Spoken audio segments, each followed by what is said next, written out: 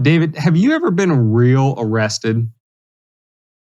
It's funny you would pose that question to me and not me pose that question to you. First of all, why would the viewership assume that of the two of us, if one of us had been arrested, that it would be me? I'm not saying they would. I'm just asking a question. It's a simple yes or no question. Well, if you were of that mindset, viewership, you are correct. I was at a very young age. He dabbles in criminal activity. I do hood rat things with my friends. What? I may or may not have accidentally committed Grand Theft Auto when I was around 14 or 15. And what happened was... Listen, his mom wouldn't let him get the game because it was too violent. So he's just like, I'll see what it's like in real life. What's the worst that could happen? So my friend Mitchell, last name removed for the comments of this episode and for his safety, and I were hanging out one night and we're like, you know what? Let's do something crazy. It's like, bet. Let's go. We didn't say bet back then. It wasn't a thing then. But anyway, so we got the idea that we were going to go borrow his father's van to drive to McDonald's to get some hamburgers so that we could eat late night. You know, like smart kids do. Anyway, that was all it was. It wasn't about the hamburgers. It was about the journey. It wasn't about the destination. Okay? So it was a little about the hamburgers. And you know what's fucked up? I still remember the song that was on when we started rolling down the road. It was Jean-Paul's, I don't really care what people say. I don't really care what them want to. So whenever that comes on nowadays, I'm like, I remember John Paul. I didn't care until about 10 minutes later. Anyway. Isn't it Sean Paul? That's what, did I not say? I said John. You said John. Sean Paul. Excuse me. For all the Sean Paul lovers out there.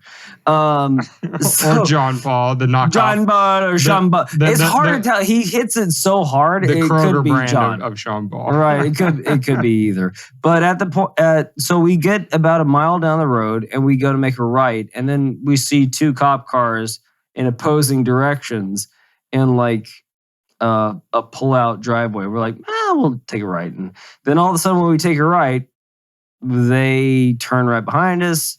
Lo and behold, we take another right to try to lose them and say, like, let's forget about the hamburgers. Let's just get home. And then they take a right. And we were just like, oh, fuck. So they and they pulled us over and we're like, oh, shit, we're caught. And then they're like, driver! It's like, wait, what? This is real? I'm like, guys, it's my dad's car. Just get in the car! Like, okay. So, needless to say, we were both pulled out at gunpoint because we had to throw the keys out of the door so we couldn't start it back up and run. And then when we're getting hauled down to juvie, of course, the policeman had to have something snide to say, like, so what were you guys doing anyway? It's like, we were just going to go down to McDonald's and pick up some burgers. He's like, go to McDonald's, pick up some burgers, huh? It's like, yeah. It's like, couldn't you guys made some Pop-Tarts or something, taking us off our beat, How dare you? It's like, bitch, sir, you are so lucky. You are so lucky you had to deal with 14-year-old guys that just borrowed his dad's car against their will. And then... Sir, I believe you took yourself off your beat. I believe they're 14-year-olds, I'll be right there. Anyway, so my whole point being is that I know what it feels like to be arrested, and what happened this week did not feel like that at all. For some reason. Well, that's where I was going with the question. And I guess the Cliff Note version of David's answer is yes, he's been arrested. Unlike... At gunpoint. I want that to be written down. I want that on the record. At gunpoint. Like, I thought they were just going to do it to him and just be like, all right, come on, you little scamp. Come on with this. Nope.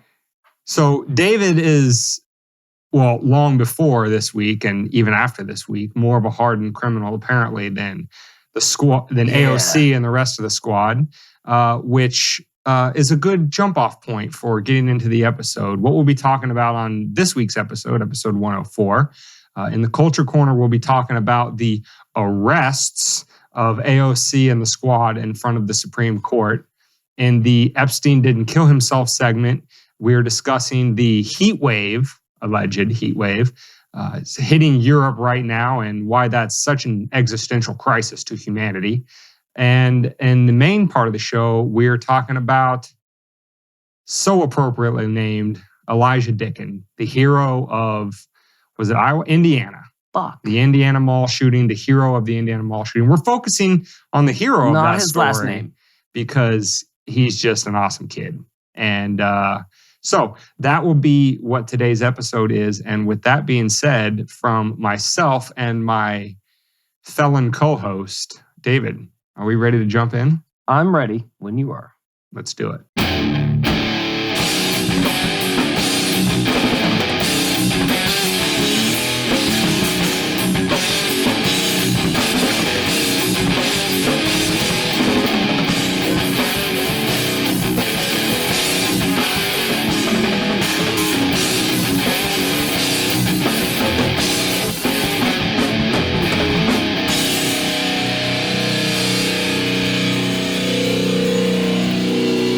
Welcome to Weapons of Meme Destruction Podcast episode 104, which can be found at wmdpodcast.com/104. Any podcast catcher, just search Weapons of Meme Destruction. And you can also get the videos on YouTube, Rumble, and Odyssey, and link up with us on our other socials on Twitter, Instagram, and TikTok. Again, just search Weapons of Meme Destruction or at WMD Podcast. Whichever one, you'll see the logo, you'll find us. Jump in those comment sections, like, subscribe, share, do all the algo boosting stuff, and help us get out to a wider audience, because one episode at a time, one like, subscribe, and share at a time, we are growing the sane space. David, crazy shit this week, but I think we can beat it up in 30 minutes. Gonna beat it up in 30 minutes? Oh, yeah, we're going to beat it up in 30 minutes. Beat it up right in 30 minutes? Yeah. Okay. Hit it from every angle possible. Challenge accepted. Challenge. Before this blue pill war wears off. So the first segment of today's episode, as you know, is the Culture Corner. And today on the Culture Corner, we're discussing the alleged arrests, well, as they would have you believe, of AOC and the rest of the squad. Ilhan Omar, Rashid Tlaib, all the usual suspects, plus a few extra tag-alongs. I think in total there was something like 13 or 14 Congress people. Well, I think 13 Congresswomen and one Congressman, so 14 Congresswomen, allegedly arrested at in front of the Supreme Court this week because they were there protesting the Dobbs decision. Shocker, I know. And apparently they walked over to the Supreme Court from the Capitol chanting things like, "The people united will never be divided. Our bodies, our choice, and we won't go back." Can I press pause for a second? In a second. And then they proceeded to sit in the middle of the street before they were escorted away by the police. Again, not in handcuffs, just escorted away. And that, my friends, is why AOC is not as hardened of a criminal as David. Word. Anyway, I was just going to say, AOC is a member of the quote-unquote squad. Understood. Senate or... Oh, House. House, okay. So she has a vote that would directly affect any bill that were to be passed through Congress, right? I mean, she would tell you that her vote is kind of outweighed by the rest of the political gamesmanship going on in All DC, I'm saying is, yeah, am I supposed to take this as she's got more power than you and I, that's for sure. Am I supposed to take this as a actual form of standing up against the power which she is a part of? Or is this more of a political ploy to make herself look better in the eyes of the population? That's all I'm saying. It feels like if she was really this passionate about this particular subject, she would have done more. How long has she been in office? I think she was elected in 2018. Okay. So for a while now. I'm not good at math. 4 years. 4 years. A little less than 4. Closing in on 5, really. No. Closing in on 20. As of this election cycle. Oh, as of this. Okay. It will be 4 years. Right. Yeah. Fair enough. Fair enough. She's been there for 4 years, and if she was this passionate about this particular subject. Why didn't she make it more of a fulcrum for her office before now? What she will say is that she has been banging the drum to codify Roe and that she's simply being outvoted by the Republicans and the turncoat Democrats. Only thing I've ever heard her talk about is her Green New Deal. Well, I mean, that was all that I've noticed about her for the last 4 years, other than her just being, one of their faces that they throw out there on TV to scream about whatever thing they don't agree with at this point. But, and you bring up a good point by asking the question about, what has she done with the substantial power that she does have, at least relative to the regular, average, everyday citizen who just holds up a sign and marches, is that the reason why this is a Culture Corner segment is because the way that she acted both on that day in terms of being escorted away from the scene, not actually arrested. What? And in terms of the chants that they used is really just a demonstration of that broader cultural mentality that people have of words over actions. It's always more important to say the quote unquote right thing so that you make sure you accumulate all of the available social justice points without ever actually doing anything. And so, for example, to kind of, complete your point on that, one thing they said, the people united will never be divided. As we've talked about the abortion issue on several episodes recently, is that the purpose of these type of issues, abortion, gun control, climate change, COVID, the whole purpose of these issues is to divide people. Racism, calling everything racism. The whole purpose is to divide people. So it's just rather hilarious that they would chant, "We the people united will never be divided," when they know full well at least half of the country disagrees with them on the one particular issue of abortion. Again, words over actions. Those specific people do. But the rest of the population that was there, we'll give them the benefit of the doubt. Then again, the rest of the population that was there didn't have a direct effect on what policies can and can't be made in this country. So maybe I would almost say that it's more disingenuous and more egregious that they were even there in the first place showing their faces and taking away from actual people's protests than globbing onto something for publicity, because that's all this was. Well, I think, so there was, and I forget the name of the group, there was a group, an activist group that kind of organized this whole thing, and I think they reached out to these Congress members to say, can you come and kind of lend credence, basically get a larger megaphone for they wanted to use their platform to gain for them. But then what AOC and her squad did made it all about them. Took the other people's platform that reached out to them and used it for their platform. So I would argue that's even more egregious. And by the way, were there guns pointed at them when they were being shuffled off? No. What was their bail set at, by the way? No, they weren't even arrested. Oh.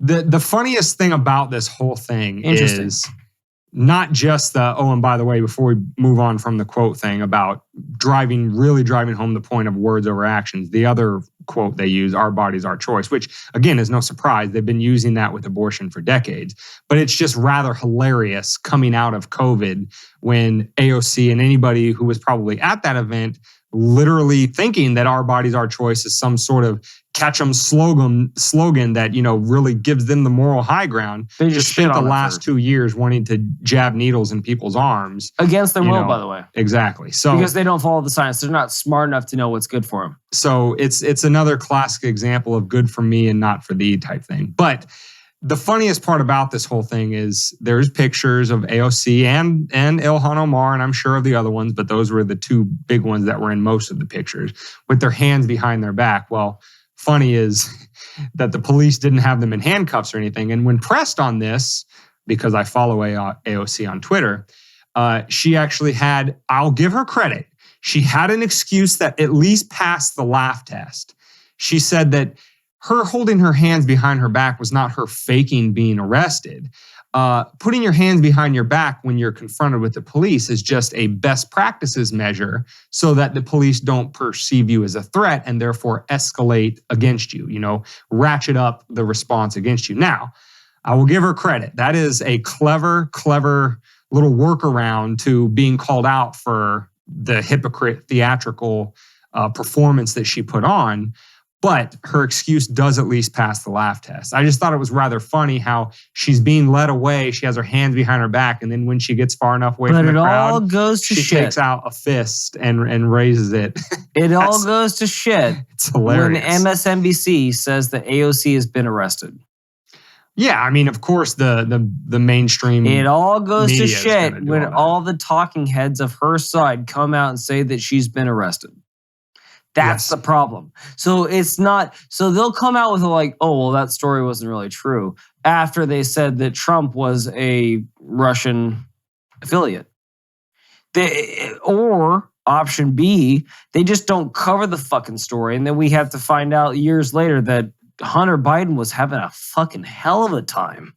He was living the best life, but on daddy's dime, selling off God knows what to God knows who. So it's not a story unless they tell you it's a story. And when they tell you it is a story, even though it's not a story, they're telling you the whole story. Does that make sense? It makes sense in a very upside down world of Washington, D.C., which unfortunately rules the lives of the other 330 million of us. But yeah, in that topsy-turvy world, it makes sense. Over here in reality, where the rest of us reside, it makes no sense whatsoever. But, we see through the facade of the game to see how it's really played behind the scenes. Because we're wicked fucking smart over here on the weapons of meme destruction. Well, in the same space as you, sit in this comfortable place with us, you see through it. And for that, we thank you. Kudos. Now, moving on to Epstein didn't kill himself. We're using, as obviously the purpose of most of these segments are, is a current event to teach a lesson. And the current event that we're using to teach is just Lane still alive? A bigger lesson on this one. I believe she is. At last check, that first visitor. She didn't shoot herself in the chest on a Fisher Price table in the middle of fucking Alabama or Arkansas? No, I think she's still good. As you have probably seen a little bit on the news of the heat wave hitting especially Europe. Now, the first thing about this whole situation Dane, it's fucking hot. There are large portions of Europe that don't have AC because in general, Europe is not a super hot place, especially Northern Europe, like the UK, France, etc. But what's rather interesting this year is there's been a lot of screen grabs going viral all over social media of like a weather forecaster in the UK or Germany or France or Spain. And behind them, they have, the map of the country, and then they have the temperatures, and then it's just red across the board. Big scary color, red. And some internet sleuths have gone back to the same news channels and oftentimes the exact same weather people from 2017 and got a screen grab of the country, where it's funny when you look at them side to side, the 2017 temperatures are higher than the ones now in 2022, but the 2017 graphic is just green. It's just the normal countryside. But then today with lower temperatures, it's all red. Now, one would say, coming out of COVID, one of the lessons that the media learned was be as big and scary and over the top as possible because that gets ratings, right? Remember the CNN thing that we saw from Project Veritas where they wanted the death count to run higher and higher on CNN because that grabbed more people's attention, it got more viewership, and they wanted to push the COVID narrative? Well, they're doing the same thing with temperature now for obviously the ostensible purpose of pushing the climate change narrative. Well, again, and it sounds like, yeah, of course, they're a broadcast station that want to get numbers, and that's fine. Like Fox wants to get numbers with sitcoms. Fox wants to get numbers with dramas. It's so they can play it up and do that. The unfortunate thing here is that we're dealing with a news broadcast organization. that is more concerned with ratings than facts. And that's where we run into trouble. Like, if they just had to report on the news, they wouldn't have any intention. And I guess this is the fulcrum of what we've been arguing for the past, since we started this goddamn podcast, is that they have an incentive to tell you the not truth. They have an incentive not to tell you full facts. They have an incentive to give you false information, which is so funny that those are the same places that want to start edicts and want to start bills being passed to limit the false information being put out on social media and so on and so forth. So they're the only place that you can ever get information from, but they're totally rating based. So the whole narrative of you thinking that what you're getting from MSNBC, Fox News, and CNN is the non-abided truth. Again, all I have to do is incentivization for monetization through ratings. That's it. That's the only incentive that you have to know. Like, if you think Nancy Pelosi is just a guru of the stock exchange, all I can tell you is that over the past couple of weeks, there's been a bill that's been in office. She sold off a lot of her, Visa stock, I believe it was. She bought a bunch of NVIDIA right before. No, she sold off another stock to get the liquidity to buy that. Well, from what I saw. Yeah, but I mean, the big one is she bought NVIDIA right on the eve of a superconductor bill where the United States government was basically going to fund that industry to the tune of like $50 billion. So to track back to the culture corner, the incentive was there. All that matters, it's more about your actions than your words, because they were saying that their words meant more than what they did. But what they actually did was horrendous. They took away from the actual movement to steal for publicity. What's happening here is that they're telling you false truths or shading the truth in their way, as light as I could put it, to make sure that they make the most money as possible, just like AOC does, just like Pelosi does. And you still think you're getting the real news. It's unfortunate. I'm sorry if you do, but it's unfortunate. Now, the cynical play of news organizations to simply cynical play to drum up viewership to make money is bad enough, and that's only as far as you go. But what's actually worse about this situation, and the reason why, because you're probably thinking, all right, guys, yeah, this is annoying that they do this and it's terrible and all this kind of stuff. But what does this have to do with the theme of Epstein didn't kill himself in terms of teaching the lesson of don't trust these people because of what they did in the past and what they're doing now? And here's the thing, and this is why in almost every aspect of life, that push is to make society more open to the idea of canceling people. We always think about cancel culture as separate and apart necessarily from politics, and that's more in the culture war aspect of it, but it's really not, because what they want to do is they want to get us comfortable with the idea of canceling people for having unapproved opinions.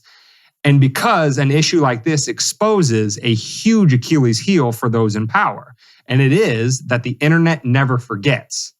You see, back in the day when they would propagandize people to go to war on weapons of mass destruction or whatever the case may be, they would be able to make some outlandish claim, and it's harder for people to dig back through rolls of newspaper clippings from 30 years ago to say, you know, you guys are full of shit. Well, now somebody can just take a screen grab of a newscast in 2017 and 2022 and put them next to each other. That meme spreads on the internet, and now the scales are moved from millions of people's eyes instantaneously.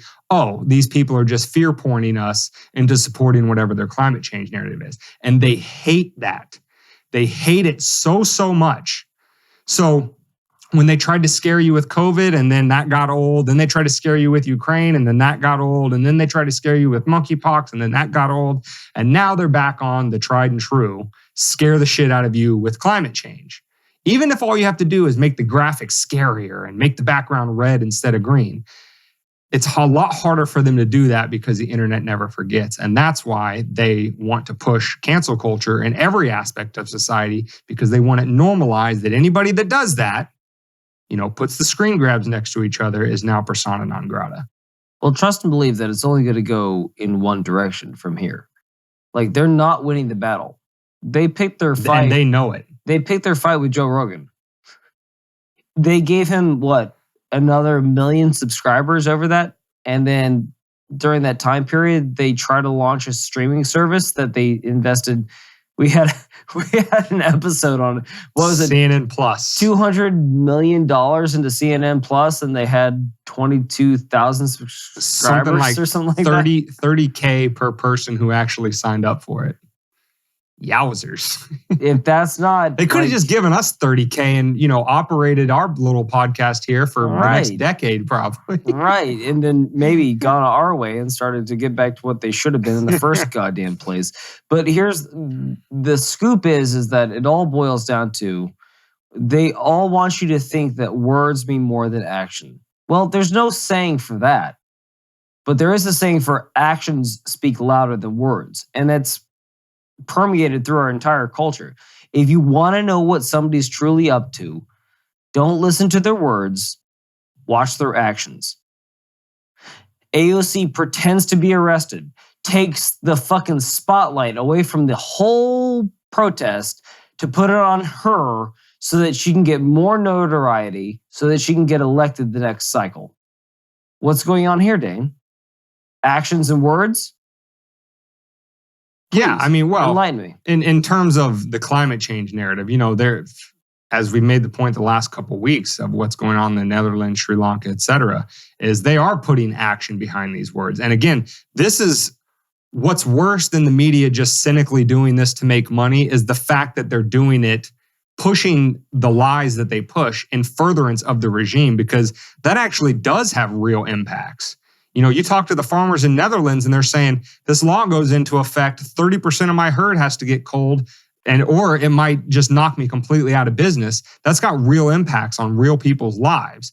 And the media plays no small part in that. So when they run these narratives about, oh my God, it's the hottest ever and we're all melting over here, they're doing it in furtherance of the climate change narrative, which is nothing but, to use AOC's Green New Deal as a thing, just a cynical ploy to gain more power. Well, let me just caveat it this way. There's two directions that you can go with either problem.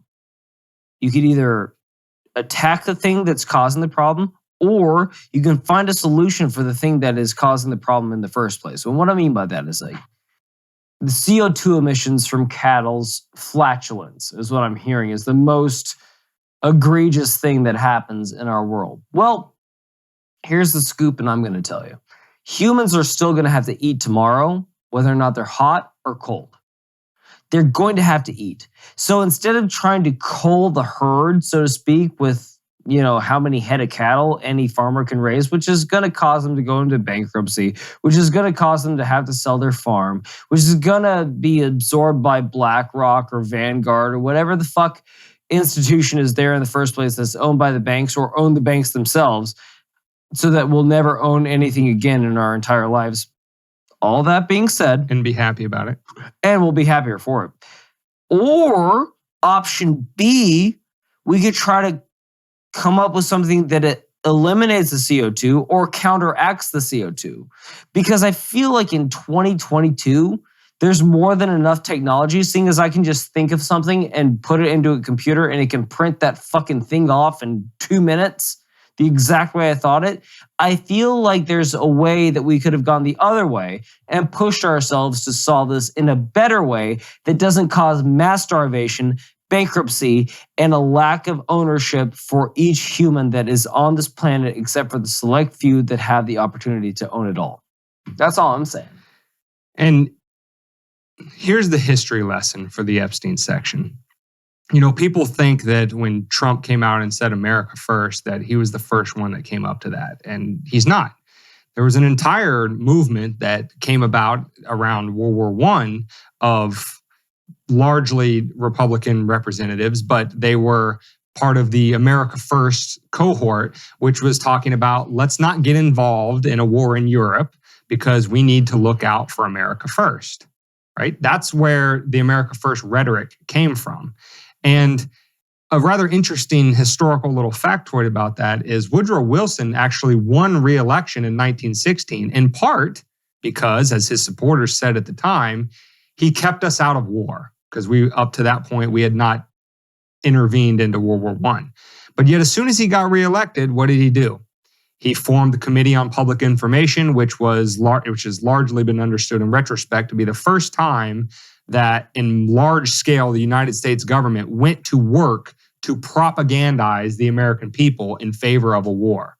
And they started demonizing the Germans. And again, this is World War I Germany. This is not World War II, concentration camps. This was just old monarchies over in Europe squabbling over ridiculous, petty political rivalries. This wasn't the atrocities of World War II. But yet, the United States government under Wilson, who campaigned on not going to war, set up a committee to propagandize the American people to go into war. And then, as we referenced on episode 89 of this podcast, we went just a little trot across history to show you all of the examples when the United States propagandized and lied to the people to get them in the war. And that's why we're making the point here of they've lost the battle on narrative control with the advent of the internet. They no longer have this Walter Cronkite type control where whatever he says on the news is the only thing you know about the world. They don't have that anymore. And since they can't control all of us because it becomes like whack-a-mole, if you start to cancel 5 or 10 of us, we just pop up with different accounts everywhere else. So what do they have to do? They have to get us to cancel each other. They have to get us to downplay, dismiss, and denigrate anybody who isn't sufficiently down with whatever the regime's narrative is. And so keep an eye out for that in every single area. The most recent one is just, propagandizing the heat wave in Europe, but it's not going to stop here. It obviously hasn't stopped over the last 2 years. It's only picking up speed, but keep an eye out and don't fall for it in the future. So I'll caveat that with is that's why they hate the fact that Elon Musk is trying to buy Twitter. That's why they try to introduce a bill to say that you can't put false information on social media. They're trying to control narrative right then and there. And they'll post it up like, well, we don't want people to have the wrong information and it's better for you. But that goes back to what we've always said. Like the Patriot Act was not for patriots. Every act that they introduce that's good for you, I hate to tell you, it's probably not for you. It's probably better for them than you. But they're selling it to you. They're a used car salesman. They're like, this thing's never going to run out of gas. You only have to fill it up twice a fucking month. And then it won't start when you get it home. So that's all I'm saying. So just be wary, stay on your toes, and Dane. Now to the juicy part of the show. And you know what I like most about, from our perspective, of this Indiana Mall shooting that we can't hero? do a fucking thing? What? I'm sorry. Can we do something? I have no idea what you're talking about. What are you talking about? I don't know. You're just firing off from the hip, and I have no idea what you're talking about. Please. Anyway, the Indiana Mall shooter, and we're talking about the hero in that category or in that situation, Elisjsha Dicken, because there is in the most wettest, it's an unfortunate last name, in the wettest of all libertarian wet dreams of a fact pattern that you could possibly have to justify our description, our sort of Second Amendment or right to self-defense maximalism. We could not invent out of whole cloth a better fact pattern than what we have here. We had a situation where somebody, a would-be mass shooter, was stopped in 15 seconds by a kid shooting 10 rounds at him from 40 yards. Now, let me just put that into perspective for you. With what? Hold on. What? Hold on. I want the distance to be understood before we say what he did it with. I don't care if he did it with... He didn't have a fucking scope. I don't care if he did it with a firefighter hose from 40 yards. Did he do it with a fucking bow and arrow? This is impressive. This is Joe Rogan over here. Now, for those of you listeners or viewers who haven't been to a shooting range, this example might not be as much. But I imagine, the self-selected group that listens to this podcast, many of you probably have been to a shooting range. So typically, the indoor ones are usually about 20 to 30 yards deep. So if you put the paper target all the way to the back, you're maxing out at about 30 yards, roughly. Now add 10 yards to that. This kid fired 10 shots from a Glock. There we go. That's what I wanted. No scope, no laser, just straight up iron sights. 10 shots from a Glock. Hit 8 of them. Hit his target. A controlled 10 shots, by the way. That's not easy. He hit 0 civilians. Controlled. So in addition to the 80% hit rate from 40 yards, he hit no civilians. Dane. Incapacitated the shooter. And and this is why, like I said, is there a potentiality? It's the libertarian wet dream. He did this 2 weeks after the constitutional carry law went into effect in Indiana, because if this had happened 2 weeks before, he wouldn't have been lawfully carrying. And some have argued already, cutting off their nose to spite their face, that he wasn't lawfully carrying anyway because the mall was actually a gun-free zone. Now, is there a chance that he blew out his lung? Is all I'm asking. I'm just trying to put this fucking in. Is there a chance that a 9mm blew out the would-be assailant's lung from 40 yards? I don't understand the relevance. Joe Biden, nothing. When he's having a conversation, he's like, a 9mm can blow out someone's lung. You can't have that out on the streets. Well, generally speaking, the gun grabbers are saying how the body you don't need guns. Spontaneously combusts. Maybe if he had throwing knives, he could have done it too from 40 yards. He'd have had to have been fucking Peyton Manning from 40 yards, seeing the whole field just punk, punk, punk, punk, punk. Which, by the way, just to put that percentage into... because I saw 80% from 40 yards with the Glock with no sight. Jesus. I saw this stat the other day. You're a cheater on COD if you do that bullshit. You've smoked me 1,000 times and I'm pissed at you and I'm never playing the game again because of you. Turn off the hacks, Elijah. Exactly. You piece of shit aim assist bastard. But no, since you brought up Peyton Manning, I thought of another statistic that really crystallizes how amazing this accuracy is. Drew Brees is the most accurate quarterback statistically in NFL history because he has a completion percentage of 67.7%. That's amazing. 2 out of every 3 balls he throws is completed. And that's including little dump-off passes to the running back in the backfield and 50-yard bombs. That's amazing. It's the most accurate quarterback in NFL history. Can't beat it. This guy from 40 yards hits 80%.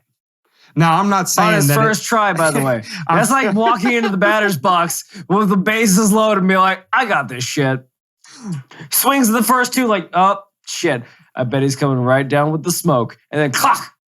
Barry Bonds it. Well, if he's Barry Bonds, he'd be left. Anyway, he just watches it spray over into the ether. Because he hit a grand slam on his first fucking try. He stopped a mass murder with his first try, and he only missed 2 times. That's insane. The pressure is insane. Now, here's another. I read this somewhere, and I can't find out where it is, so I could be wrong. Don't quote me on this. But not about this first part. The first part is that he has no formal training with either the police or the military or whatever on his marksmanship. The thing that I'm less sure about is I thought I read somewhere that he was taught how to shoot by his grandfather. And my first thought when I read that was, this is the way.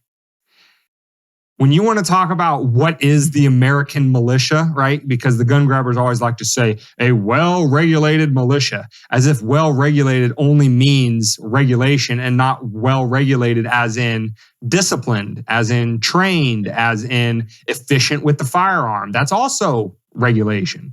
So I would say this kid is a pretty Pretty. Whoa. Wowzers. Wow. Edward Fudd. Are you hunting rabbits? Elisjsha Dicken was hunting mass shooters. He was hunting mass shooters and he fucking nailed them. It was mass shooter season. I'd say this kid is pretty well regulated in the use of a firearm, with no teaching other than that of his grandfather. But and let his name is now going to be synonymous with the reply to the brain dead rhetoric you always hear from the gun grabbers is a good guy with a gun stopping a bad guy with a gun. By the way, is a myth, right? They always say that. That's a myth. That's a myth. Well, not only can we just bring up Elisjsha Dicken to make that point because of what he did technically, but also what he did in the broader context of the law. Because remember, 2 weeks after constitutional carry, he's carrying it, but he's in a gun-free zone where he's not allowed to carry. So if he followed the letter of the law and did not have his gun there, as we made the point on the Uvalde episode, the reason why these mass shooters pick gun-free zones is precisely because they expect that an Elisjsha Dicken is not going to fucking be there. By the way. But he was, because he ignored the rules and he saved a lot of people's lives. Actions. That's the point. Speaking louder than words. Let's put the main topic of this episode up against the culture corner of this episode. Do you think when Dickens was aiming... Dicken. There is no S. Dicken. You will refer to this American hero properly. There will be no jokes about his name. There is an author that had Dickens at the last name of his... Unacceptable. Dickskin. I'll let you make fun of the Diet Coke's not bad for you, lady, but not His Highness Elijah. All right, Elisjsha Dicken. Her. My man. Anyway, do you think when he was aiming down the sights, he's like, I'm going to be a national hero. Pa, pa, pa, pa, pa. Oh, they're gonna write stories about me. Pa, pa, pa, pa, pa, pa. Or do you think he was just aiming down the sight and trying to hit the target? I think exactly. So conversely, what do you think AOC was doing when she showed up to that rally on that Saturday or Sunday or whatever day it was? Where are the cameras? Can they see me? Is this my good side? Where are the police that are going to arrest me after 20 minutes that we've already talked about? Like, that's the thing. Like, if you think one thing is more powerful than the other, then you've already lost. Like, this guy, again, did more than the Uvalde police did. He did more than the Stoneman Douglas security officer that was on duty that day and was armed. He showed you the way. He said that when I was faced with a fucking terrifying situation, I took action, and I took action in the right way because I was ready, I was prepared, and I was willing to do it. You can't sit in a fucking exit aisle of a goddamn airplane without telling the I almost called her waitress. the flight attendant that you are capable of lifting a 50-pound door and you are willing to assist in the action. So that's the thing. That's what America is. We are ready and capable. That's what America is supposed to be. What it has become is, I don't want to deal with it. Save me from it, and I'll give up whatever I have to not have to deal with it. Those are two different dichotomies in this country that are the real dividing line, not what they're telling us that we are. We're not Republican, we're not Democrat, we are actually American, and we just need to decide what side we're on. Are we going to be complacent and give away all of our rights to the people that want to show up, look good in front of the camera, placate you, show you what you want to see, or the other people that are willing to get down to the muck and the blood in the barrel and actually deliver results? What do you want? Because I'm going with Elisjsha Dicken 6 days a week and twice on Sunday. That's the way I'm going. AOC, I mean, we gave Gavin Newsom credit last week, but unfortunately this week, you're still doing the same fucking thing. You're not interested in progress. You're interested in regress. You're interested in grabbing control through words, not action.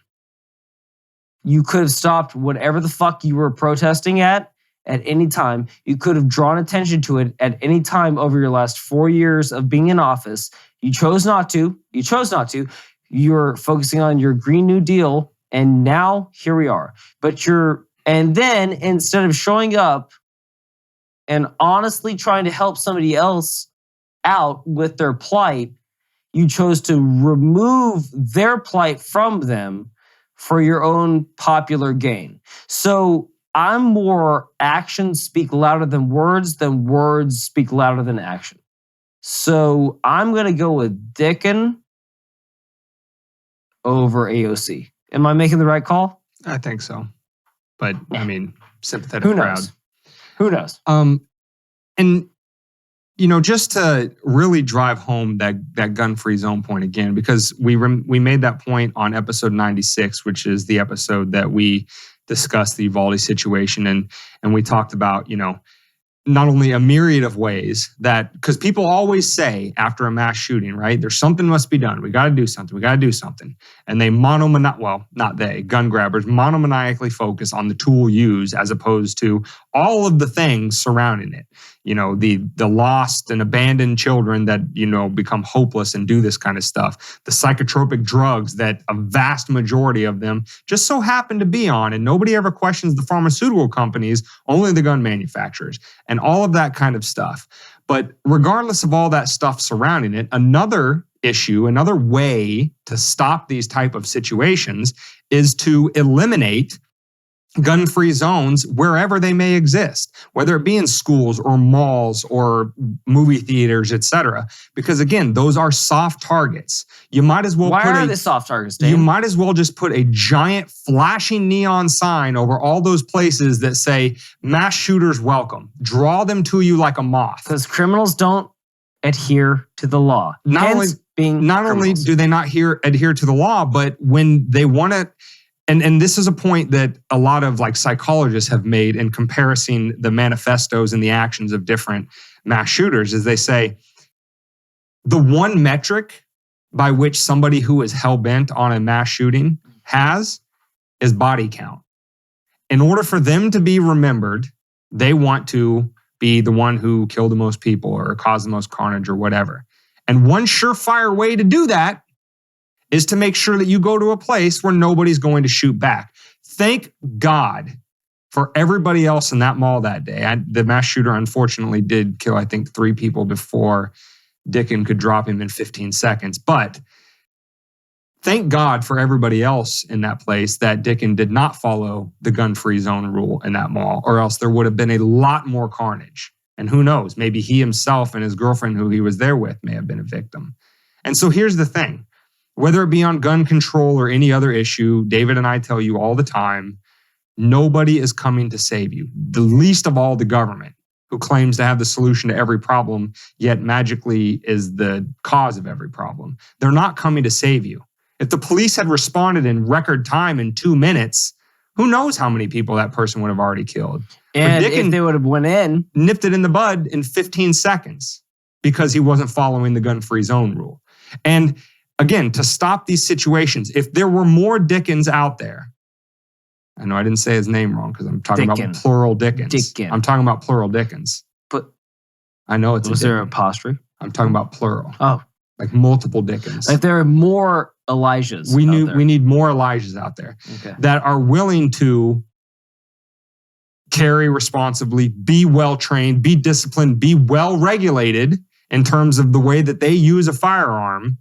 Then these situations would happen a lot less, because any mass shooter that wants to go put their name in the stars by killing a whole bunch of people knows that they could get ear-holed the first second they pull a gun out from underneath their trench coat, because they don't know who around them is packing. That's how you put a stop to this shit. An armed society is a polite society. It's so crazy. It's like yin and yang. When you are a warrior in a garden, no one wants to fuck with you. When you're a gardener in a war, everyone looks at you. So that's the whole point, is that lesson learned. We used to be a country that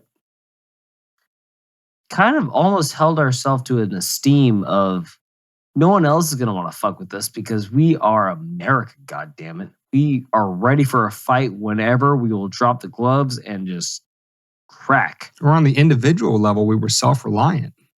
We didn't wait for somebody to come rescue us. We don't need help. We are the help. But now we've been so domesticated that it's damn near impossible to. And I'm sure I'm soft as fuck. I'm sure you're soft as fuck too. But again, at the end of the day, like, it's your own accountability that makes this country better. Each one of us is responsible for making this country better. And it's not standing up for people's feelings. That's not what makes this country better.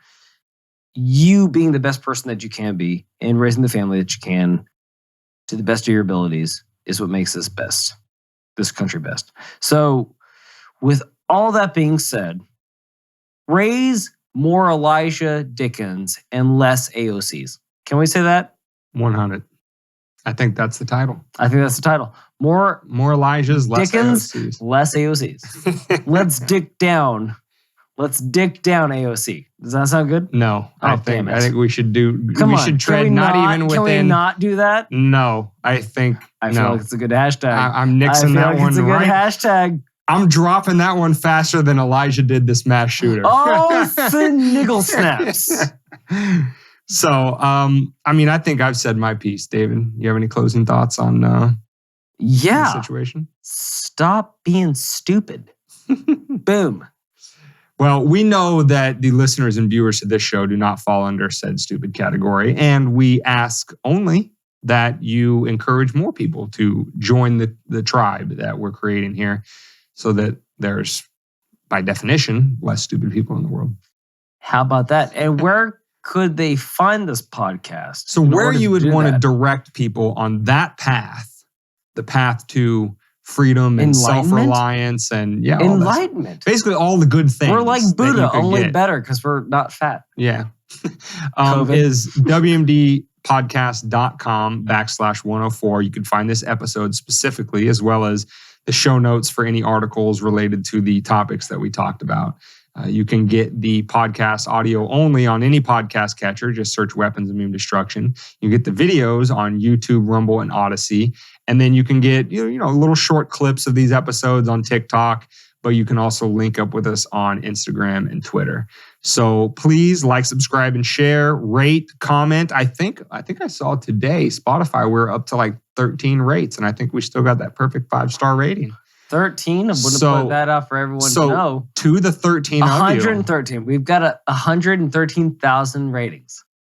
Yeah. Whatever I say, multiply it by a lot. Put some zeros behind it.